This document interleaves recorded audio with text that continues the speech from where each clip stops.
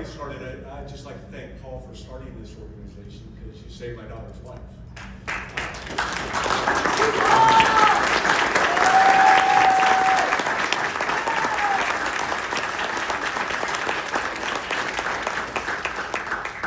can kind of go on and thank everybody, but I want to tell you why we're here. So my daughter Jessica is 35 years old. She is my youngest child. She was an athlete growing up. You can see in the little picture here, she played Pee-wee football. She knocked the crap out of the little boys. She was an athlete her entire life. At 14 years old, she played on the Alabama Olympic development team in soccer. At about 15, she realized that she was 5'1", weighed 90 pounds, and the girls were getting a lot bigger. She had heart to play with them, but physically that they were getting a lot bigger. So she went on to play a tremendous amount of soccer, very, very athletic. In 2010, she joined the Air Force.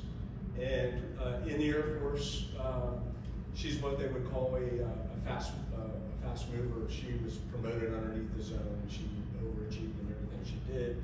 While she was in the Air Force, she completed her physical,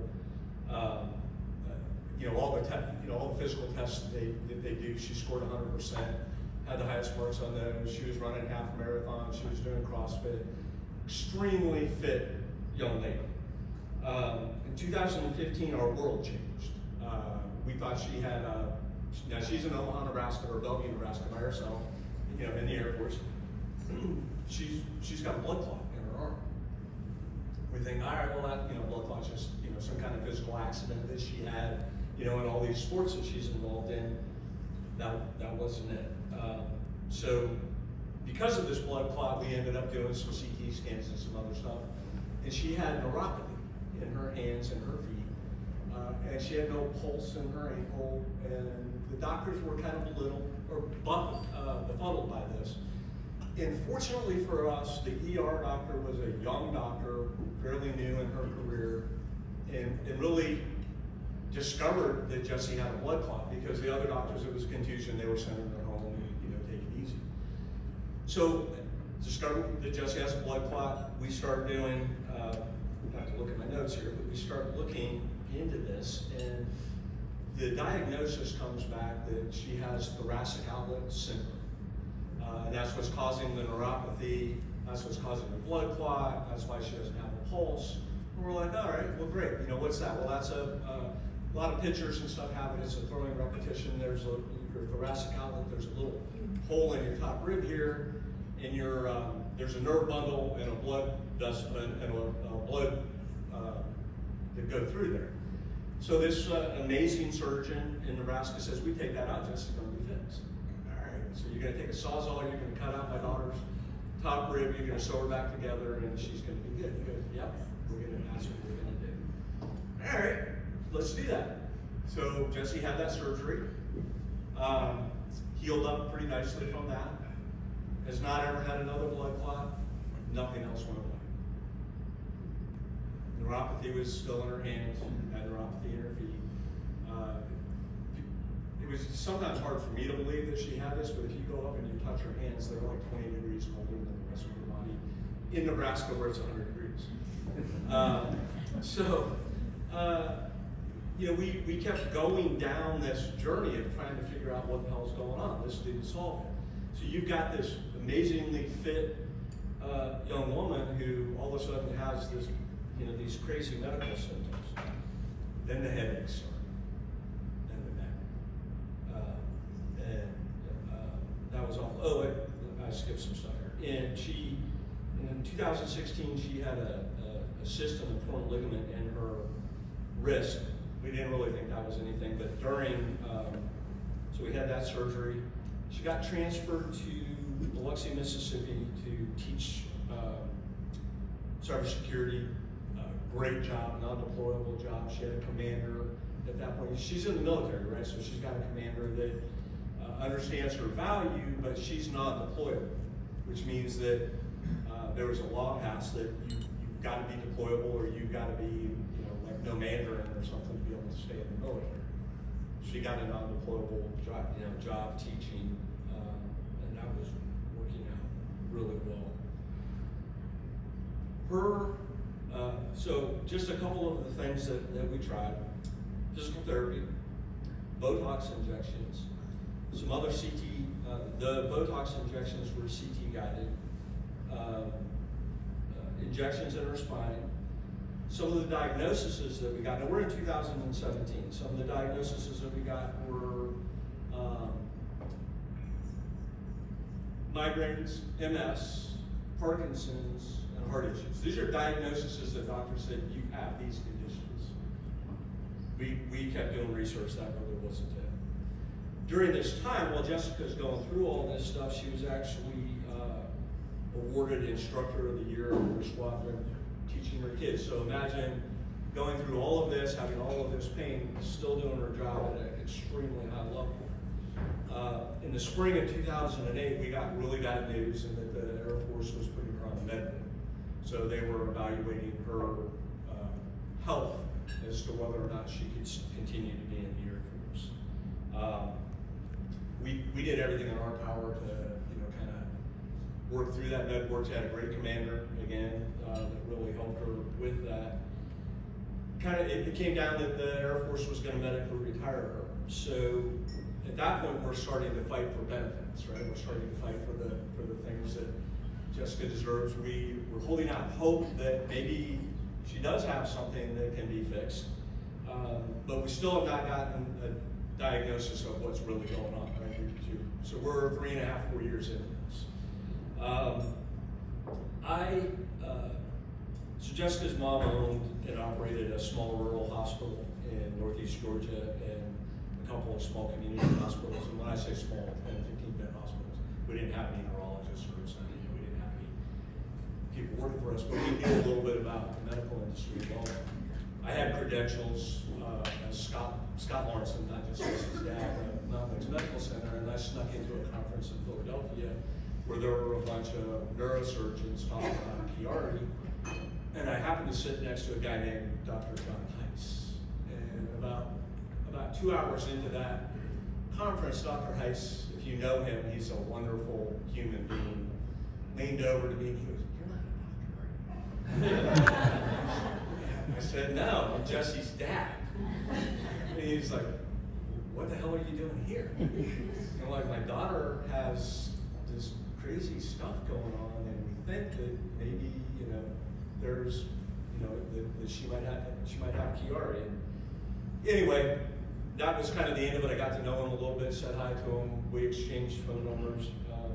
I stayed in touch with him. Shortly after that, Jessica's med board came through, and we were invited to go spend a week in St. Louis with the Air Force Wounded Warrior Program, which helps warriors who transition out of the Air Force. And there is when I learned about invisible diseases.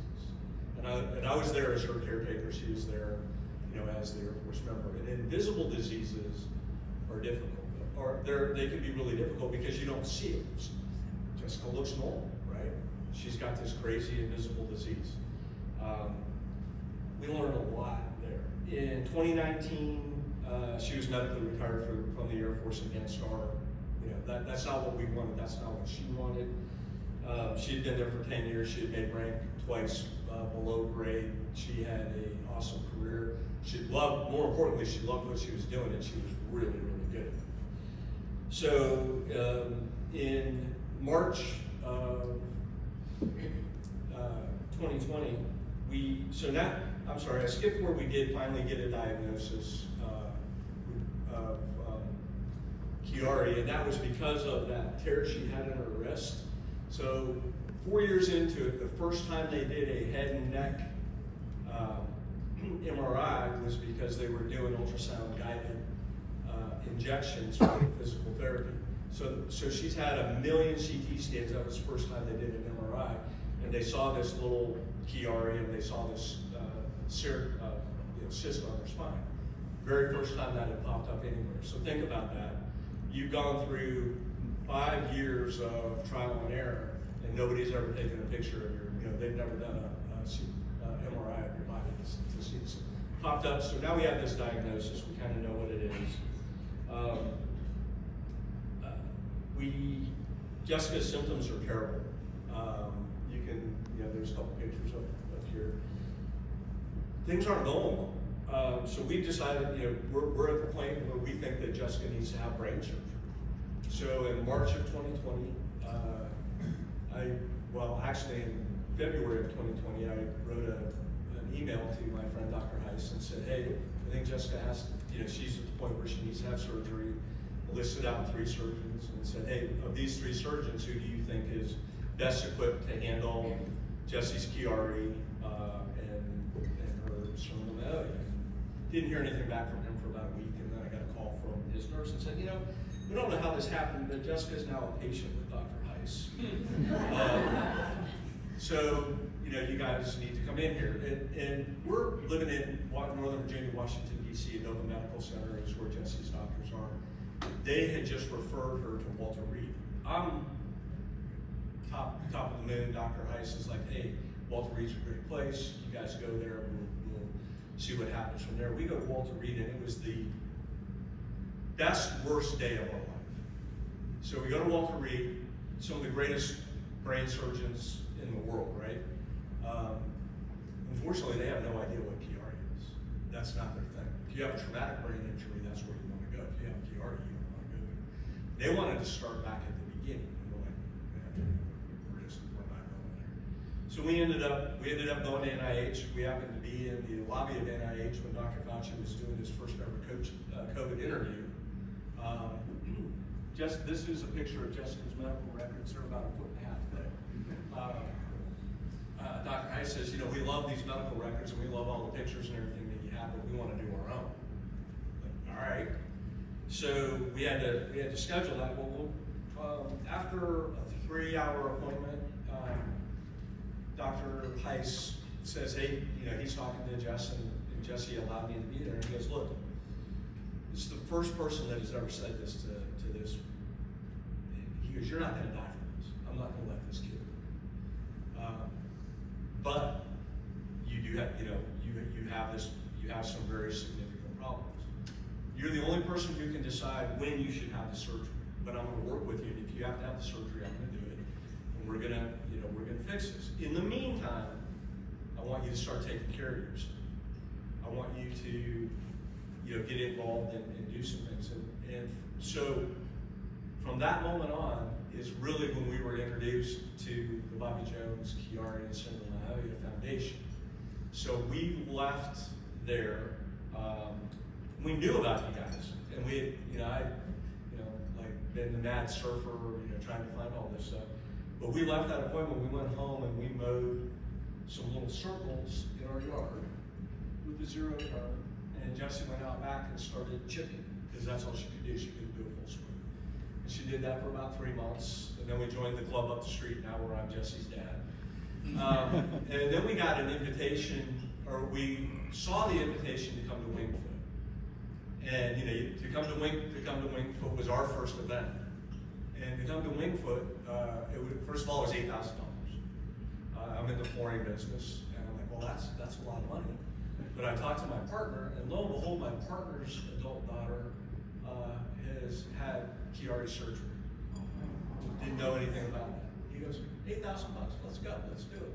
You guys go do it. Let's do that. Like, son of a gun. So my friend Andy back there, him and his company have been paying part of our way to come to this since the very beginning. So that's how we got here. The Bobby Jones, Chiari, and Syndrome Foundation, the information that we have, the Jones family allowing his name to be part of this, my daughter's love of sports and golf have saved her life. During the time where she's chipping and putting, she got her master's degree in cybersecurity. Living in Washington, D.C., you think that's a pretty good job, right? I'm pretty excited she's going to go make way more money than me. I'm like, okay, now you have this master's degree with 4.0 in cybersecurity. How about you go make some money? She goes, Dad, I really love this golf thing. I'm like, no shit, you get to do it. Oh, excuse me, no kidding. You get to do it every day. And she goes, no, you don't understand. I want to be an LPGA instructor, and I want to teach disabled veterans and people with disabilities and kids how to play golf. And I'm like, yeah, but you're only going to make like 40 grand a year. She goes, yeah, no, that's what I want to do. So that's our journey. That's where we are. Without the foundation, without the research, and I kind of boogered up this thing, but we were a ship rolling around in the ocean and had no direction. And when we connected with the foundation and the people in the foundation, and